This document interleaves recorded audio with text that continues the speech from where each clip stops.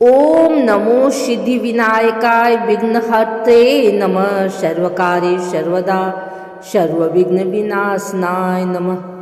हे माता पिता समान गणेश जी, विनायक चतुर्थी के शुभ अवसर पर हम आपके चरणों में श्रद्धा, भक्ति और विश्वास अर्पित करते हैं।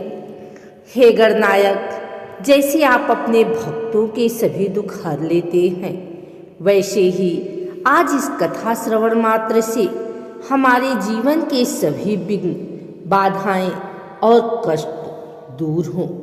हे प्रभु, यह कथा न तो हमारी बुद्धि की देन है और न ही हमारे ज्ञान की, यह तो आपकी ही कृपा से, आपकी ही महिमा का गुणगान है। जो भी श्रद्धालु विनायक चतुर्थी की कथा श्रद्धा से सुनेगा या सुनाएगा, उसके जीवन में सुख, शांति, संतान सुख, धन धान्य और यश की वृद्धि अवश्य होगी। अब हम विनायक चतुर्थी की इस पावन और दिव्य कथा का वाचन प्रारंभ करते हैं।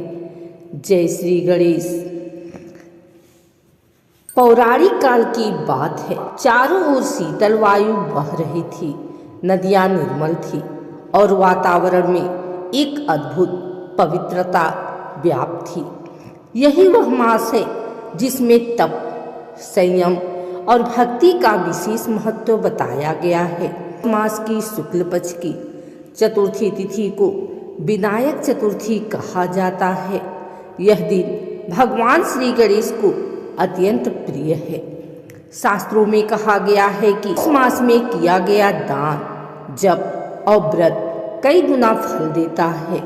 इस मास में भगवान गणेश की पूजा करने से रुके हुए कार्य पूर्ण होते हैं। जिनके जीवन में बार बार बाधाएं आती हैं, उनके लिए यह व्रत वरदान समान है।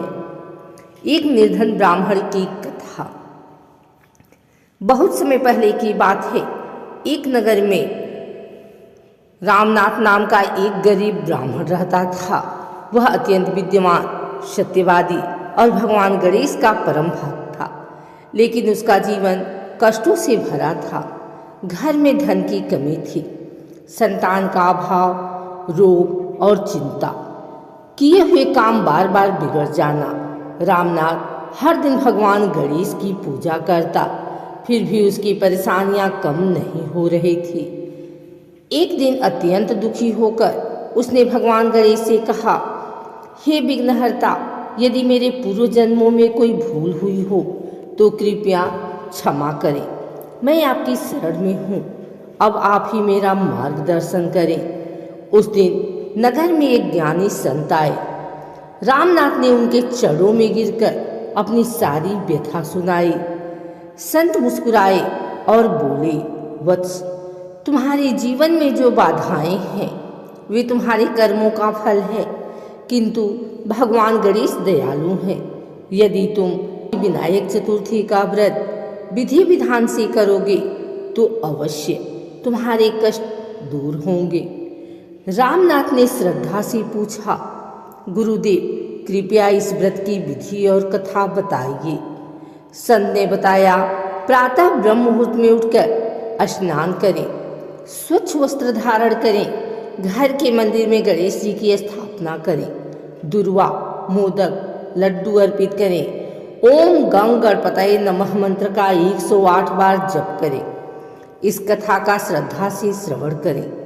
दिन भर संयम रखें और संध्या को आरती करें। रामनाथ का व्रत। रामनाथ ने विनायक चतुर्थी का व्रत पूरी नियम से किया। उसने कथा सुनी, गणेश जी का ध्यान किया और सच्चे मन से प्रार्थना की। उसी रात्रि उसे स्वप्न में भगवान गणेश के दर्शन हुए। गणेश जी बोले, वत्स रामनाथ, तुम्हारी श्रद्धा ने मुझे प्रसन्न किया है। अब से तुम्हारे जीवन के सभी विघ्न समाप्त होंगे। कुछ ही दिनों में रामनाथ को उत्तम धन प्राप्त हुआ। उसके घर संतान ने जन्म लिया, रोग समाप्त हो गए, समाज में मान सम्मान बढ़ा।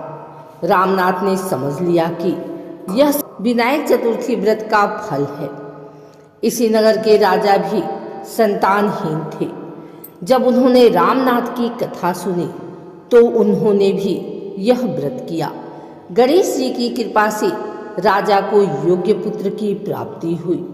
राज्य में सुख शांति फैल गई। राजा ने पूरे राज्य में इस व्रत का प्रचार करवाया। शास्त्र कहते हैं, जो इस दिन कथा सुनता है उसके पाप नष्ट होते हैं, जो व्रत करता है कार्य सिद्धि होती है, जो दान करता है अक्षय पुण्य मिलता है। यह व्रत विशेष रूप से संतान सुख, विवाह बाधा, नौकरी और व्यापार, मानसिक शांति के लिए अत्यंत फलदायी है। अब कथा पूर्ण होती है। हे विघ्न विनाशक गणेश जी, जैसे आपने अपने भक्तों की रक्षा की, वैसे ही हम सब पर भी कृपा बनाए रखें। विनायक चतुर्थी की कथा सुनने और सुनाने से जो पुण्य प्राप्त हुआ वह समस्त संसार के कल्याण हेतु समर्पित हो। गणपति बप्पा मोरया।